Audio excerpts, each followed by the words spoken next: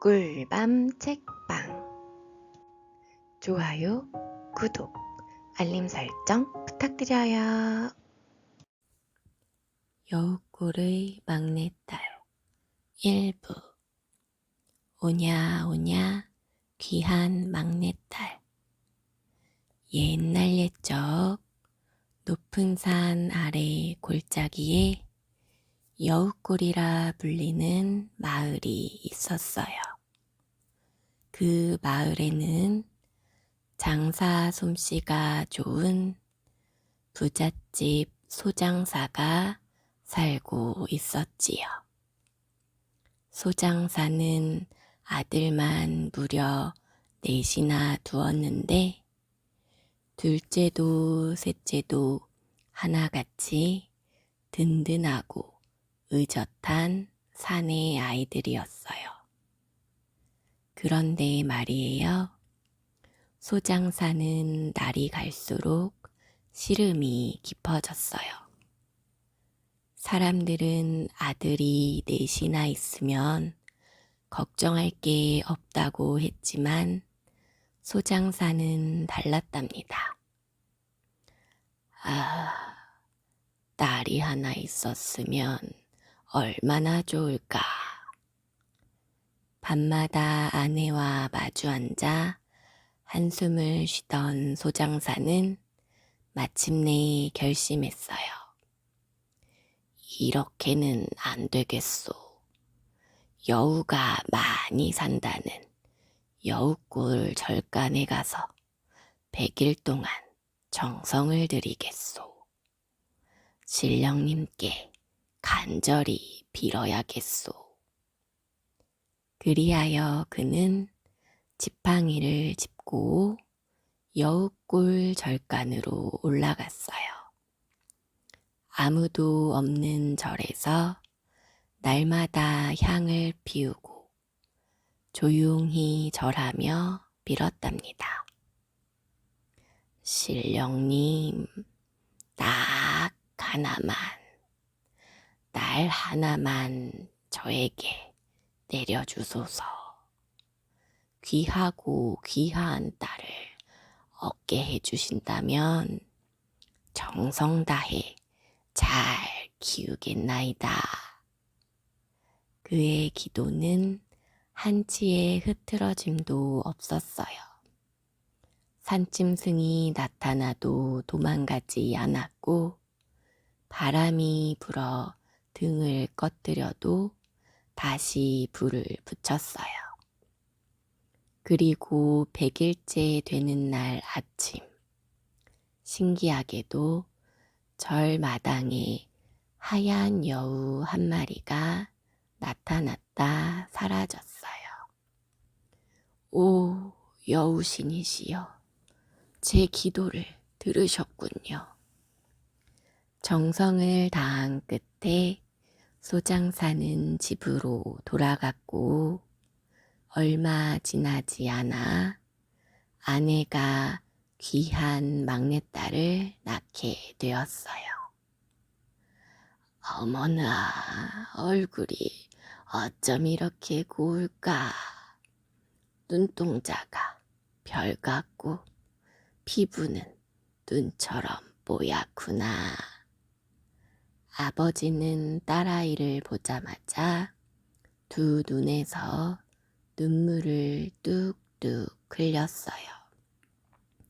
아들 넷을 낳을 때도 눈물이 안 나더니 딸아이를 품에 안는 순간 그만 울고 말았답니다.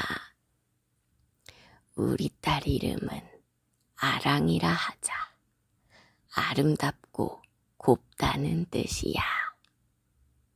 그렇게 해서 아랑이는 오라비 넷의 사랑과 부모의 귀여움을 듬뿍 받으며 자랐어요. 무얼 해도 예쁘고 어딜 가도 칭찬이 자자했어요. 아휴, 저 아가씨는 정말 선녀 같아. 어쩜 저렇게 얌전할까? 말을 해도 곱고 걷는 것도 사뿐사뿐하네. 마을 사람들 모두가 부러워할 만큼 아랑이는 금이야 오기야 자랐답니다. 아무도 그 아이가 여우와 관련된 운명을 가졌을 거라곤 상상조차 못했지요. 하지만요, 해가 바뀌고 계절이 3번 바뀌던 금은밤, 마을에선 알 수 없는 이상한 일이 벌어지기 시작했어요.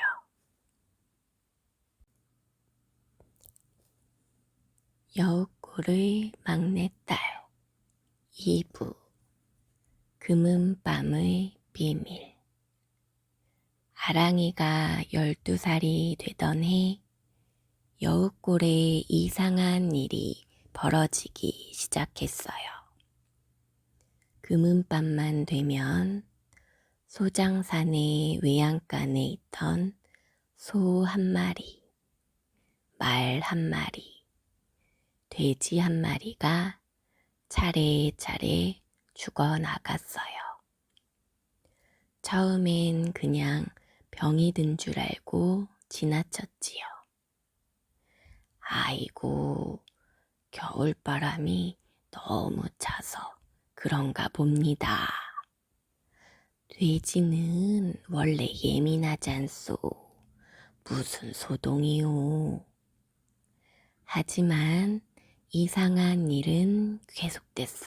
금은밤만 되면 꼭 1마리씩 죽는 겁니다. 심지어 이튿날 아침이면 동물의 간이 말끔히 사라져 있었어. 이거 아무래도 짐승의 짓이 아닌가 봅니다. 아니면 요괴가 나타난 걸까요? 사람들의 속삭임이 커졌고 소장사도 걱정이 되어 장남을 불렀어요. 우리 큰아들, 네가 오늘 밤 눈을 부릅뜨고 외양간을 지켜보아라. 무슨 짐승이 나타나는지 꼭 봐야겠다. 장남은 금은밤 외양간 뒤편에 숨죽이고 앉아 있었습니다. 바람은 쌩쌩 불고 달은 보이지 않았고 별조차 숨어버린 깜깜한 밤이었어요. 한밤중이 되었을 무렵 조용히 마당문이 열리는 소리가 들렸어요. 끼익. 그 문 사이로 누가 나왔을까요? 놀랍게도 막내 아랑이었어요. 누이? 왜 이런 시간에? 장남은 숨을 죽인 채 바라보았어요. 그런데 아랑이가 외양간 앞에 서더니 갑자기 쓱 하며 몸이 하얗게 변하기 시작하는 거예요. 팔이 가늘어지더니 꼬리가 하나, 둘, 셋, 9개나 달린 흰 여우로 변해버렸어요. 그리고는 살금살금 외양간 안으로 들어가 소 곁에 앉더니 어떻게 했는지는 말하지 않을게요. 하지만 다음 날 소장사가 외양간을 확인하자 소 1마리가 말끔히 사라져 있었어요. 도대체 이게 무슨 일이지? 장남은 아버지에게 사실대로 고했어요. 아버지, 믿기 어려우시겠지만 아랑이가 여우로 변했어요. 꼬리가 9개나 달린 백여우예요. 소장사는 깜짝 놀랐지만 고개를 저었어요. 그럴 리가 있느냐? 우리 아랑이를 네가 무슨 수로 그런 말로 모욕하느냐? 하지만 일이 계속되자 둘째, 셋째, 막내 아들까지 차례로 외양간을 지켜보기로 했어요. 그림자처럼 몰래 지켜보던 아들들 모두 똑같은 광경을 목격했답니다. 아랑이는 금은밤마다 여우로 변해 외양간으로 향했어요. 그리고 다음 날이면 또 하나의 짐승이 사라져 있었지요. 아버지, 진짜입니다. 누이가. 아니야, 아니야, 이놈들. 어떻게 하나같이 어린 동생을 모함하느냐. 나가거라, 이 못된 자식들. 화가 난 소장사는 네 아들을 모두 집에서 내쫓아 버렸어요.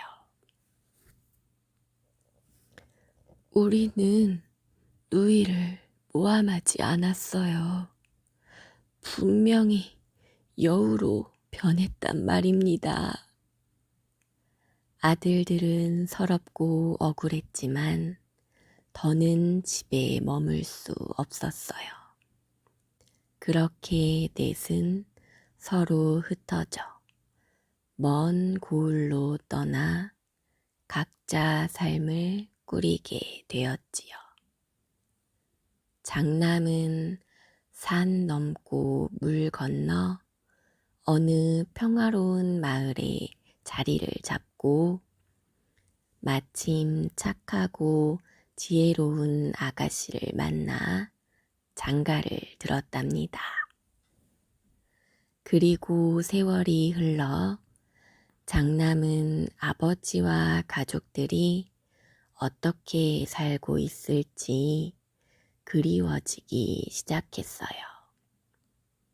하지만 가슴 한구석엔 여전히 꺼림칙한 기억이 남아 있었지요. 아랑이는 지금도 그 집에 살고 있을까? 그 걱정이 사라지지 않던 어느 날, 아내가 다정히 물었어요. 무슨 고민이 있으세요? 장남은 조용히 옛 이야기를 꺼내며 말했다지요. 내게 막내 누이가 있었소. 아주 고운 아이였지요. 하지만 그 아이가 사실 여우일지도 모른다고 형제들과 보았소. 나는 그 일이 두려워 집을 떠났고, 아내는 놀라면서도 말했어요. 그렇다면 우리 아버님께 말씀드려 보세요. 도수를 아시는 분이니 뭔가 도움이 될지도 몰라요. 그리하여 장인은 장남의 이야기를 들은 뒤 이마를 어루만지며 고개를 끄덕였어요. 그 아이 보통 존재가 아니겠구먼. 혹시 모르니 이걸 가져가게. 장인은 장남에게 3가지 색의 호리병을 내주었어요. 노란 병, 파란 병, 빨간 병, 그리고 이 환도도 함께, 또 이 준마, 몇백 리를 달려도 숨이 차지 않지. 절대로 놓치지 말게. 장남은 고개 숙여 감사드리고는 다시 고향으로 향할 채비를 했어요. 여우꼴의 막내딸 삼부. 여우의 저주와 눈물의 밤. 장남은 장인의 도술로 만든 3개의 호리병, 번쩍이는 환도, 그리고 100리를 달려도 거뜬한 준마를 챙겨 길을 나섰어요. 아내와 장모, 장인은 걱정스러운 눈빛으로 배웅했지요. 꼭 조심해야 하네. 호리병은 절대 헛되이 있으면 안 돼. 걱정 마십시오. 반드시 진실을 확인하고 돌아오겠습니다. 장남은 며칠을 달려 드디어 고향 근처에 다다랐어요. 낯익은 산길, 푸른 들판. 그러나 마음은 점점 무거워졌지요. 길을 걷다 한 주막에 들러 늦은 점심을 먹고 있던 장남은 주모에게 조심스럽게 물었어요. 저 혹시 여우골 근처 마을 소식은 요즘 어떤가요? 주모는 장남의 얼굴을 유심히 보며 고개를 갸웃했어요. 그 마을 분이신가 보군요. 그곳은 말도 마세요. 왜 그러십니까? 몇 해 전부터 동물들이 이유 없이 죽더니 그 다음은 아이들, 노인들까지. 이제는 성인들도 사라져가요. 다들 귀신이 들렸다느니, 요괴가 산다느니 하며 마을이 텅 비었답니다. 장남은 숟가락을 손에 쥔 채 멍하니 들었어요. 오래도록 묻어두었던 걱정이 현실이 되어 버렸어요. 그 집만은 이상하게도 불이 꺼지지 않았어요. 밤이면 희미한 등불이 비치고 낮에는 인기척이 느껴졌죠. 다들 그 집 근처는 얼씬도 안 해요. 장남은 급히 밥을 먹고 말을 달려 마을로 향했어요. 고향은 죽은 마을 같았어요. 부서진 담장, 삐걱거리는 문짝, 북적이던 사람들의 웃음소리는 온데간데 없었지요. 그리고 마침내 자신의 집 앞에 도착했어요. 기와는 깨지고 마당엔 잡풀이 무성했지만 여전히 그 자리에 있었어요. 그때 낯익고도 낯선 목소리가 들려왔어요. 오라버니 오셨어요. 그 집 안에서 아랑이 곱게 단장한 얼굴로 걸어 나오고 있었어요. 예전과 똑같이 고운 얼굴, 갸냘픈 몸, 하지만 눈동자엔 싸늘한 기운이 감돌았지요. 오라버니, 이리 들어오세요. 제가 맛있는 저녁상을 차려드릴게요. 장남은 애써 웃으며 말했어요. 괜찮아. 먼 길을 와서 좀 쉬고 싶구나. 하지만 말이 크게 울며 고개를 흔들었고 장남은 바로 눈치를 챘지요. 그는 말에 뛰어올라 집 밖으로 달리기 시작했어요. 뒤에서 아랑의 목소리가 들려왔어요. 오라버니, 밥 안 먹고 어딜 가세요? 딱 한 명만 더 있으면 되는데. 장남은 호리병을 떠올렸어요. 첫 번째 노란 호리병을 던지자 가시덤불이 땅을 뒤덮었고 두 번째 파란 병을 던지자 물바다가 길을 막았어요. 하지만 여우로 변한 아랑은 모두 뚫고 날아왔어요.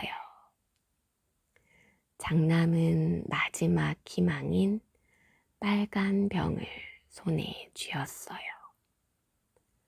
손바닥엔 땀이 흥건하고 손가락은 떨리고 있었지요. 부디 이번엔 제발. 그는 이를 앙불고 빨간 병을 머리 위로 높이 던졌어요. 이야, 번쩍. 붉은 빛이 하늘을 찢듯 터져 나오며 병이 공중에서 깨졌고 그 자리에서 불기둥이 솟아올랐어요. 불은 바람을 삼키며 커지고 또 커져 하늘을 찌를 듯 치솟았지요. 마치 불의 벽이 세상을 갈라놓는 것처럼 앞을 막아섰어요. 불길이 허공을 태우며 타오르고 있을 때 여우로 변한 아랑은 멈칫했어요.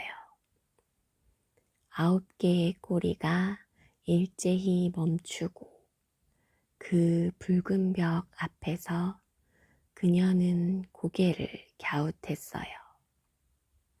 이건 조금은 뜨겁네. 하지만 오라버니, 이런 걸로 날 막을 수 있을 거라 생각했어요.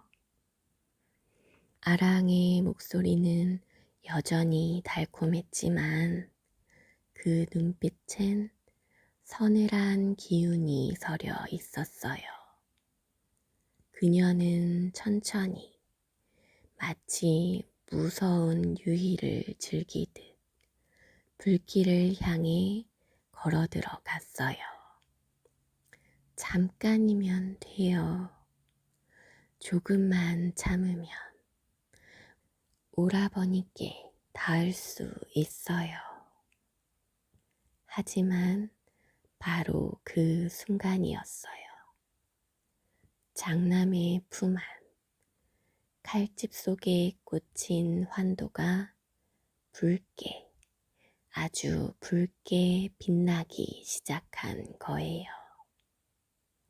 뭐지? 환도의 붉은 기운은 점점 강해졌고 마치 심장이 뛰는 것처럼 쿵쿵 소리를 냈어요. 장남은 놀라 칼자루를 움켜쥐었고 그 순간 환도가 스스로 칼집에서 튀어나오듯 빠져나왔지요.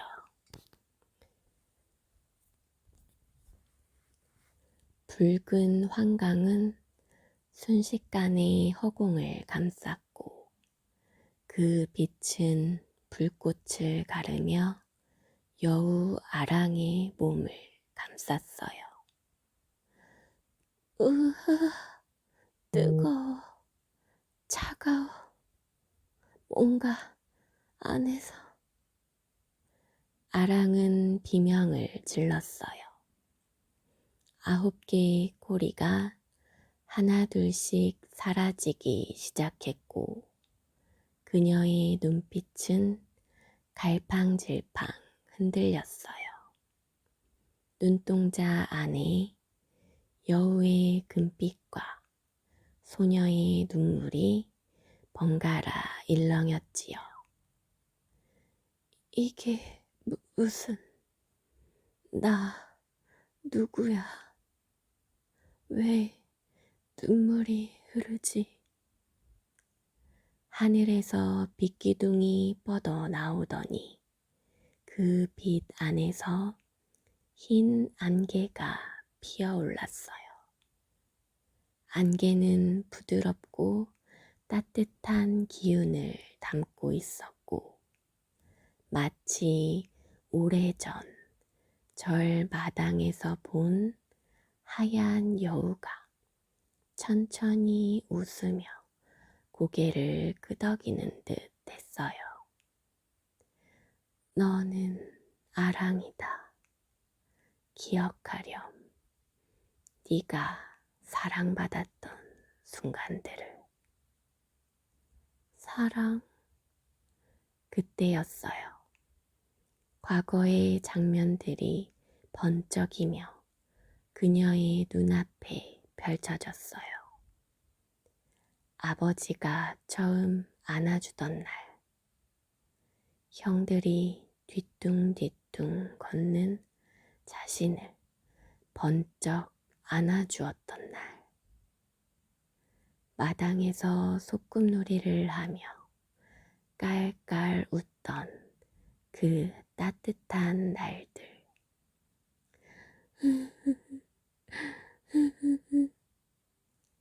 아랑의 무릎이 풀리며 땅에 꿀렸어요. 여우의 형상은 사라지고 머리는 헝클어졌지만 눈부시게 고운 옷차림의 어린 소녀, 바로 아랑이 있었어요. 그녀는 두 손으로 얼굴을 가린 채 울먹이며 말했어요. 오라버니, 너무 무서웠어요. 나는 왜 그런 짓을 한 건지 아무것도 기억이 안 나요. 하지만 정말 미안해요. 장남은 천천히 말에서 내려와 한 걸음 한 걸음 다가갔어요. 그리고 무릎을 꿇고 조심스레 동생을 안았어요. 그녀의 어깨가 떨리고 있었지만 장남의 품은 따뜻했지요. 아랑아, 괜찮아. 다 지나간 일이야. 너 돌아왔구나. 우리 다시 가족이 됐구나. 그리고는 눈을 감고 꾹꾹 아랑을 안았답니다. 그 순간 하늘에서는 마지막으로 여우의 잔상이 피어올랐다가 조용히 눈송이처럼 흩어졌어요. 마치 오래된 슬픔이 눈처럼 녹아내리듯이 바로 그때 어둠 속에서 2명의 인형이 달려왔어요. 둘째와 셋째였어요. 형님, 무사하셨군요. 그리고 저 아이는 정말 누이 아랑이 맞습니까? 장남은 고개를 끄덕였어요. 그래, 아랑이는 여우의 저주에서 풀려났어. 지금 이 아이는 우리의 아랑이야. 그리고 하늘 위에 흐릿한 여우의 형상이 피어올랐다가 이내 눈물처럼 사라졌어요.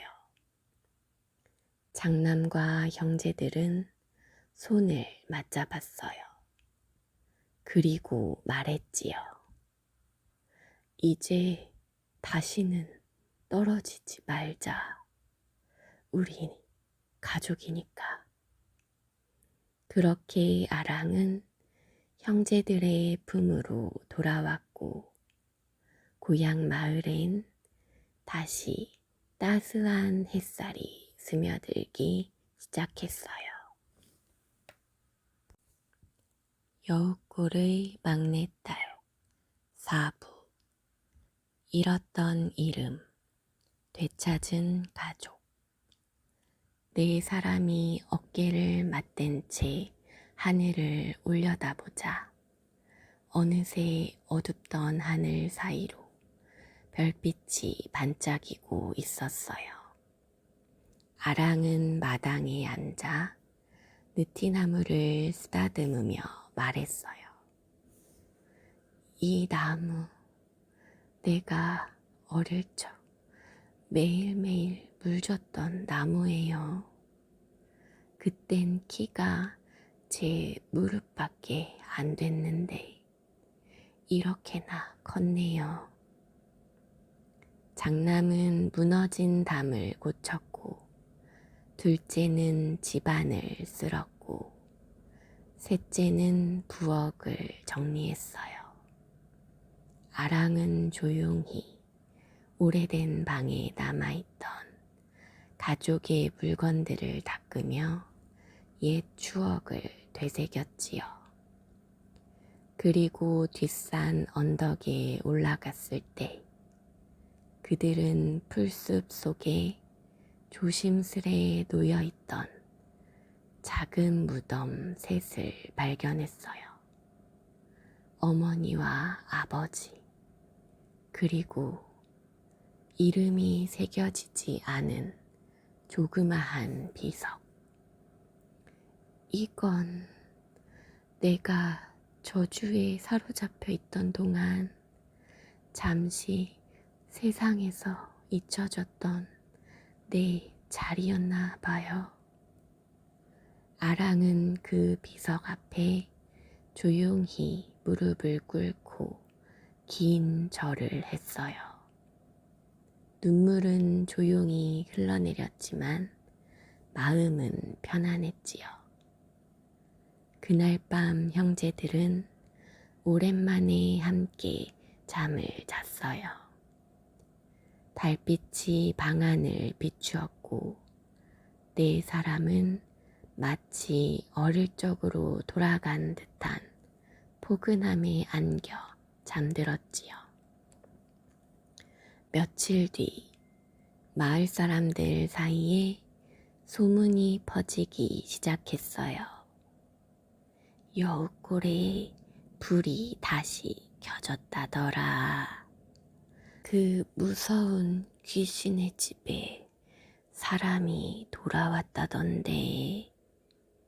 그런데 말이야, 이상하게도 그 집에서 들리는 웃음소리가 어찌나 정겹던지 말이야.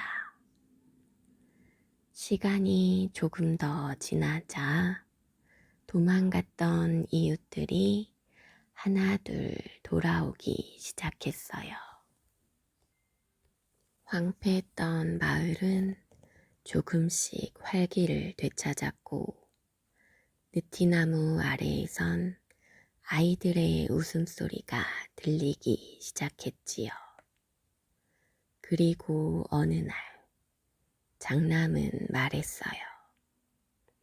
아랑아, 널 괴롭혔던 저주 어떻게 풀린 건지 기억나니?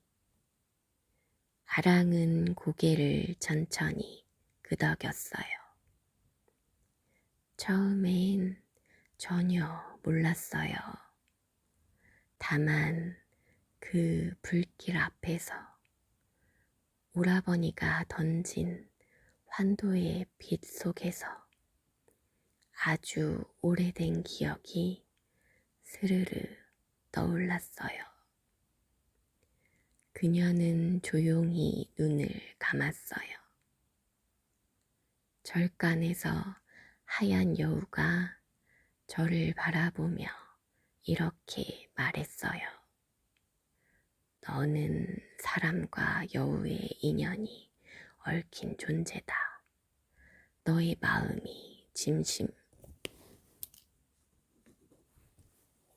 진심이라면 언젠가는 형제의 사랑으로 저주는 풀릴 것이다.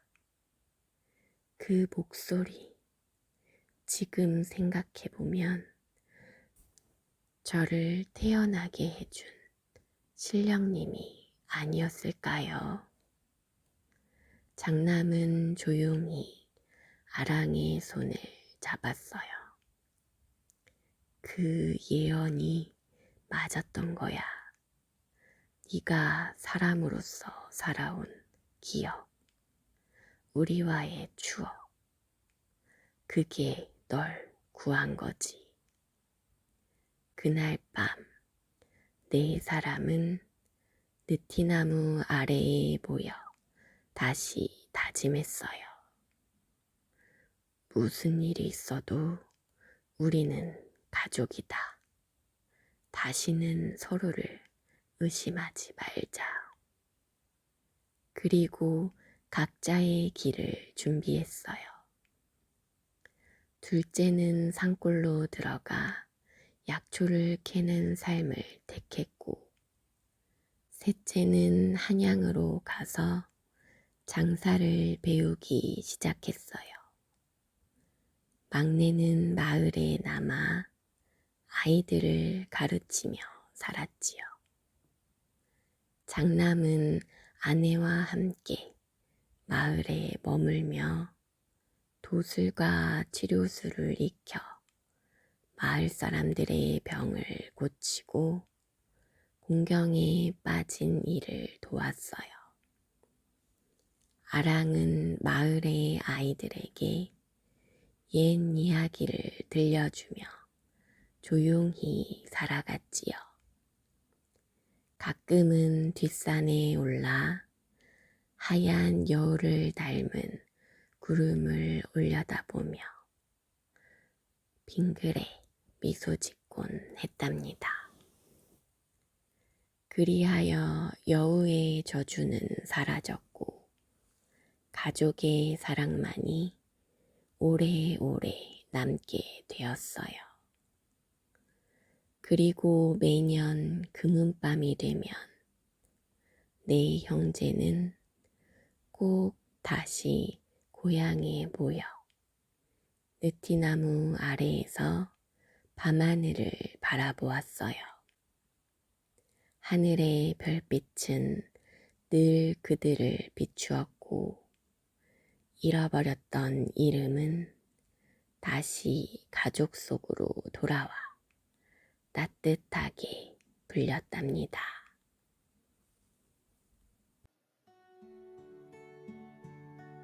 용이 된 선묘와 떠오른 바위절 1장 바다 건너온 손님. 아주 오래전 신라 땅에는 이름난 스님 한 분이 있었어요. 이름은 의상이었지요. 의상 스님은 마음이 맑고 지혜로워 어려서부터 불경을 줄줄 외우고 사람들에게 착하게 사는 법을 알려주곤 했어요. 욕심을 내면 마음이 흐려지고 나누면 마음이 환해지느니라. 의상 스님이 이렇게 말하면 마을 사람들은 고개를 끄덕이며 말했어요. 우리 의상 스님은 참으로 신령하셔. 그런데 어느 날 의상 스님은 큰 결심을 했어요. 이 나라 불법이 더욱 빛나려면 더 넓은 세상의 가르침을 배워야 하느니라. 그래서 의상 스님은 당나라로 공부하러 떠나기로 했어요. 먼 길이었지만 스님의 마음엔 두려움보다 배움에 대한 열망이 더 컸답니다. 스님, 정말 가시는 겁니까? 그 먼 나라엔 아는 이도 없을 텐데요. 바다엔 괴물도 산대요. 마을 사람들은 걱정하며 말렸지만 스님의 마음은 이미 굳게 다져져 있었어요. 괴물이 있다 해도 진리를 향한 길이라면 피하지 않겠소. 의상 스님은 머리를 다시 단정히 깎고 작은 보자기에 경전과 부처님 그림을 곱게 싸담아 등에 맸어요. 그리고 산을 넘고 강을 건너 마침내 바닷가 마을 등주에 도착했지요. 그곳에서 한 불심 깊은 집안의 신도에게 몸을 의탁하게 되었어요. 그 집에는 선묘라는 딸이 있었답니다. 선묘는 이름처럼 마음씨 곱고 얼굴도 고왔어요. 바닷가 마을에서 태어나 물결처럼 자유롭고 따뜻한 아이였지요. 하지만 한 가지, 선묘는 늘 하늘을 보며 생각하곤 했어요. 나는 왜 이 작은 마을에만 있어야 하지? 세상엔 얼마나 큰 일들이 벌어지고 있을까? 그러던 어느 날, 선묘의 집에 낯선 스님 한 분이 머물게 되었어요. 바로 의상 스님이었지요. 의상 스님은 조용히 경전을 펼쳐 읽고 때로는 마루에 앉아 조용히 명상을 하기도 했어요. 동네 아이들이 장난치며 놀 때도 스님은 그저 미소만 지었답니다.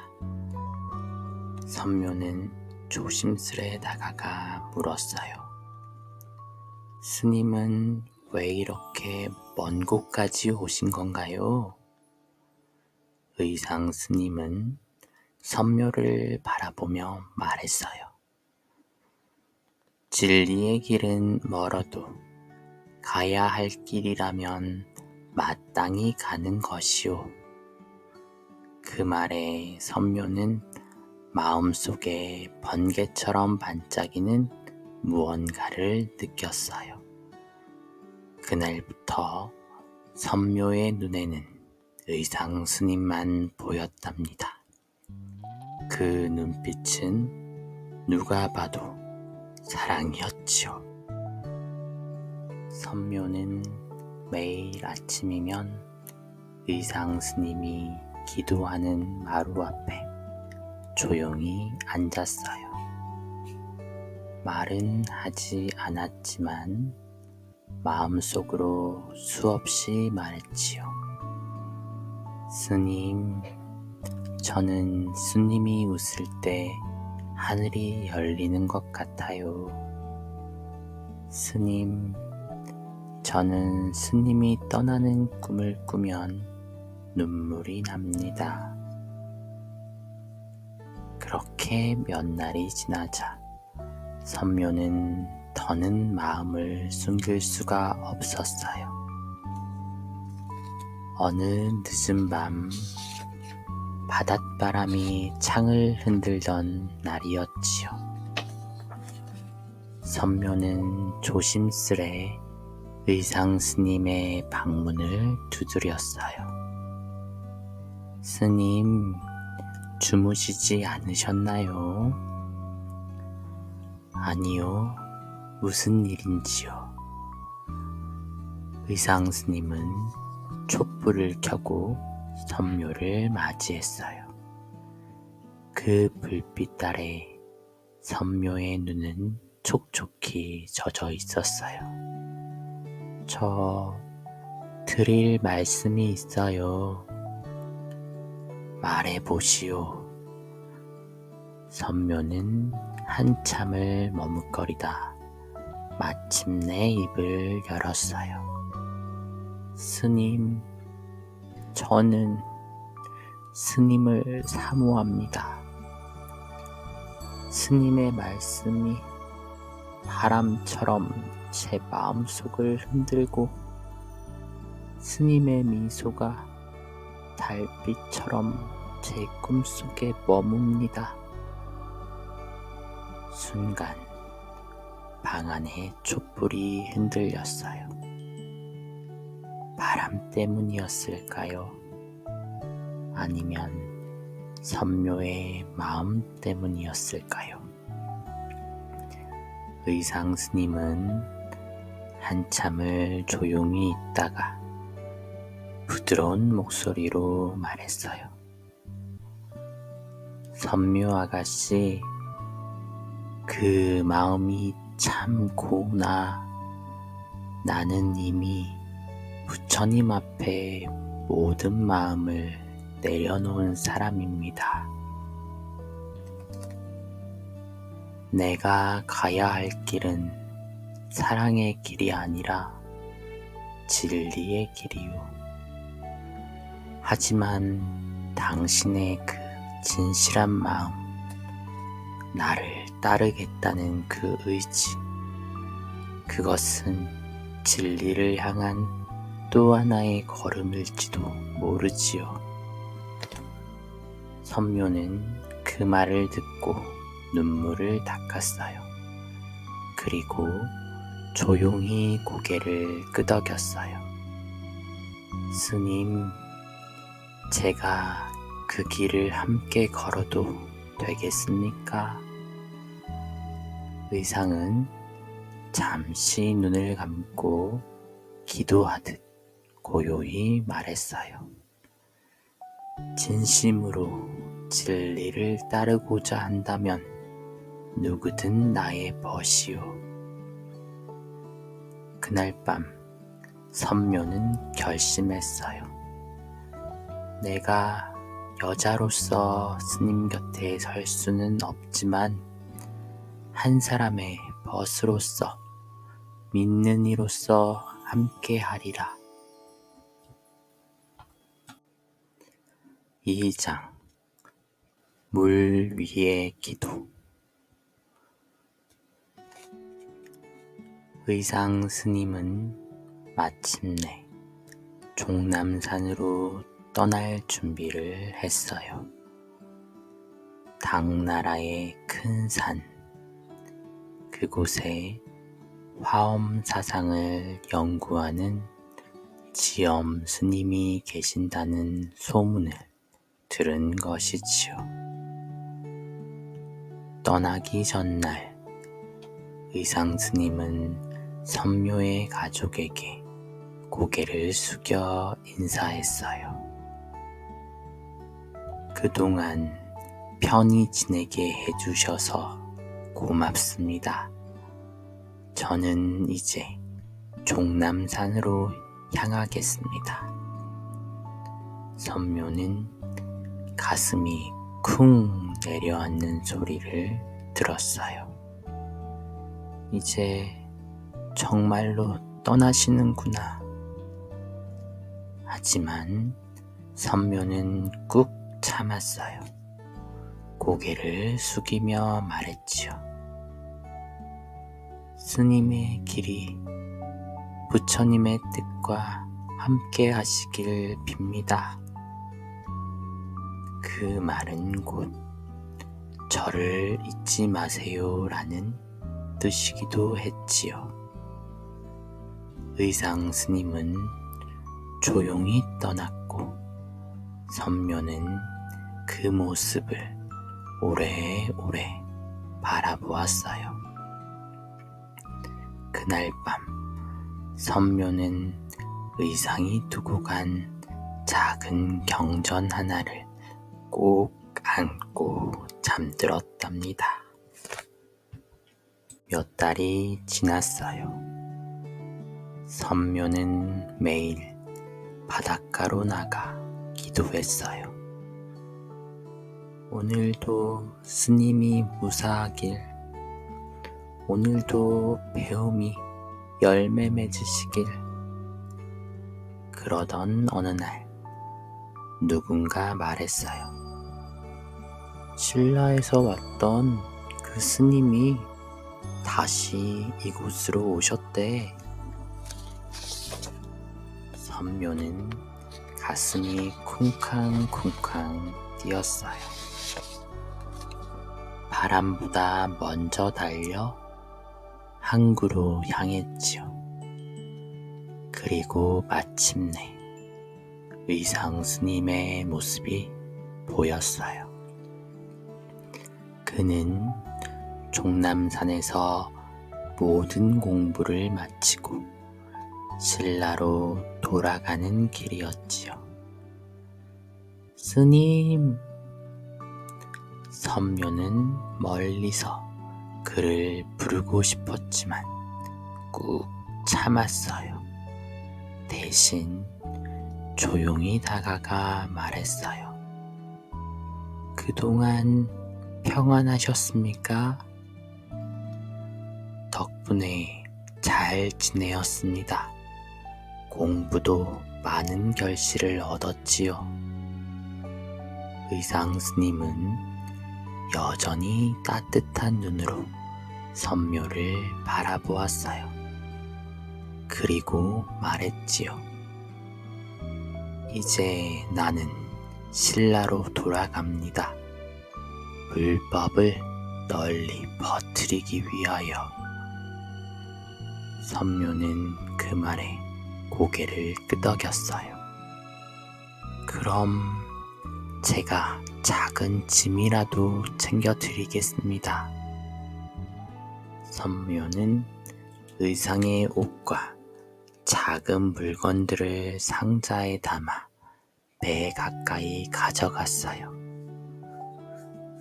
그런데 의상이 타려던 배가 이미 떠나고 있었어요. 시간이 생각보다 빨랐던 거예요. 스님, 이것만이라도 가져가세요. 선묘는 품에 안고 있던 상자를 힘껏 배를 향해 던졌어요. 그리고는 두 손을 모아 빌었어요. 스님이 무사히 돌아가 부처님의 뜻을 이루시게 하소서. 그 순간 파도가 갑자기 거세지더니 선묘의 몸이 바다로 휩쓸려 들어갔어요. 사람들은 깜짝 놀랐지만 곧 더 놀라운 일이 벌어졌어요. 물속에서 하얀 비늘이 반짝였고 선묘의 몸이 점점 용의 형상으로 바뀌었답니다. 선묘가 용으로 변하자 바다는 고요해졌어요. 파도는 잠잠해지고 하늘엔 햇살이 환히 비쳤지요. 의상 스님이 탄 배는 바람을 타고 부드럽게 앞으로 나아갔어요. 배 위에 있던 뱃사람들은 웅성거리며 말했어요. 저 바다 위에 뭔가 있다. 용이야. 용이 수호하고 있어. 의상 스님은 눈을 감고 두 손을 모은 채 말했어요. 그대의 마음이 바다를 감싸는구려. 선묘 아가씨, 아니 선묘 보살이시여. 그 순간 용이 된 선묘는 배 주위를 조용히 맴돌며 파도를 막아주었어요. 거센 바람이 불면 그 몸으로 막았고 높은 파도가 일면 그 꼬리로 다독여 주었지요.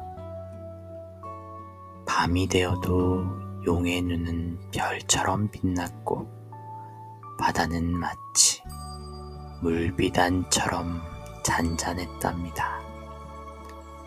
며칠 뒤 의상 스님이 탄 배는 마침내 신라 땅에 닿았어요. 사람들이 모여 말했어요. 저 스님은 바다를 건너왔다. 용이 지켜줬대요. 진짜요.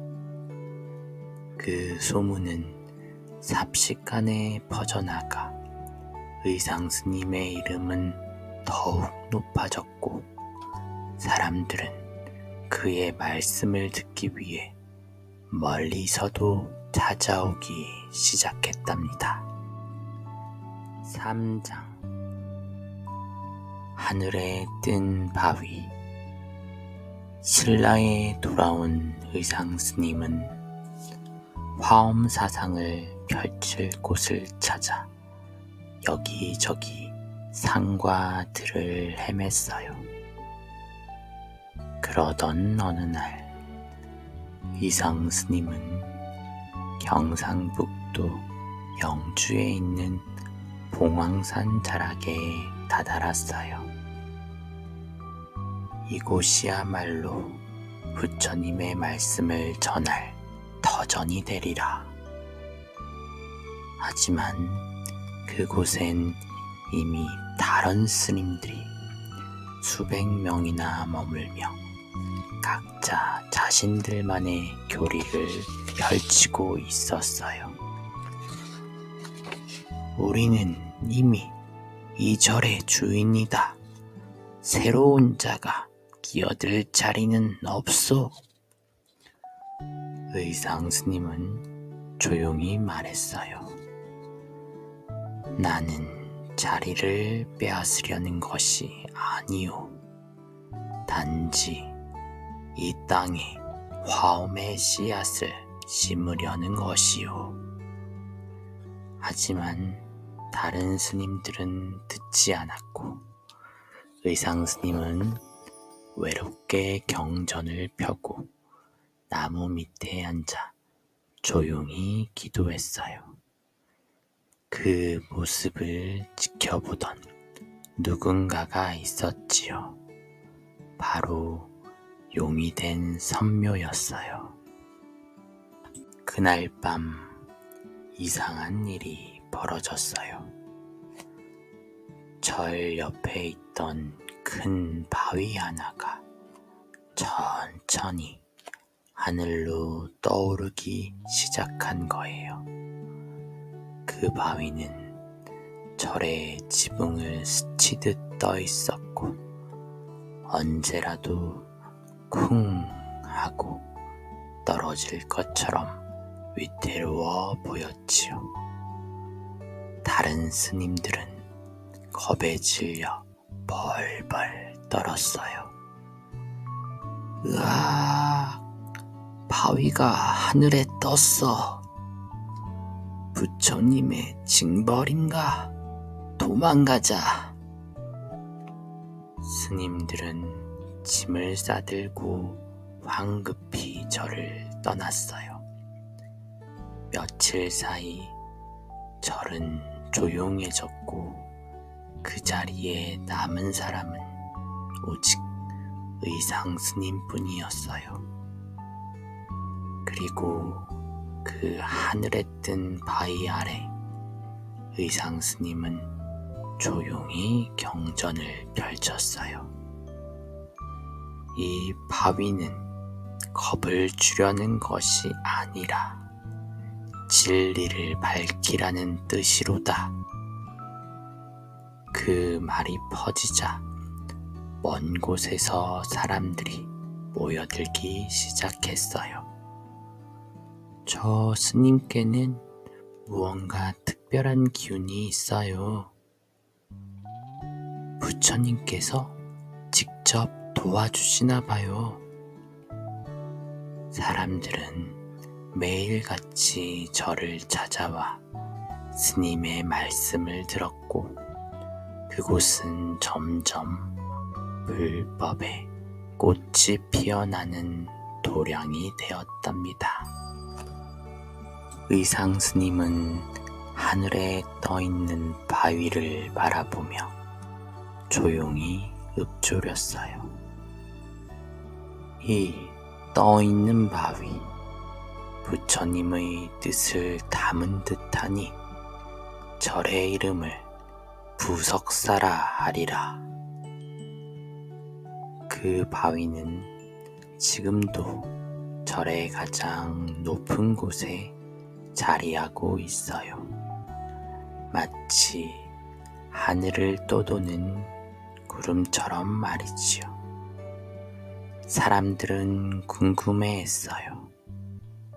도대체 그 바위는 왜 떠 있는 걸까요? 그것 말이야, 선묘라는 여인이 용이 되어 스님을 지키다가 마지막엔 저 바위가 되어 여전히 스님 곁을 지켜주고 있는 거야. 누군가 이렇게 말하면 아이들은 입을 벌리고 말했어요. 정말요? 용이 바위가 되다니, 세상에. 그 바위 아래서 기도하면 소원이 이루어진대. 그 이후로 부석사는 사람들의 발길이 끊이지 않는 절이 되었고 선묘의 이야기는 오래도록 전해지게 되었답니다.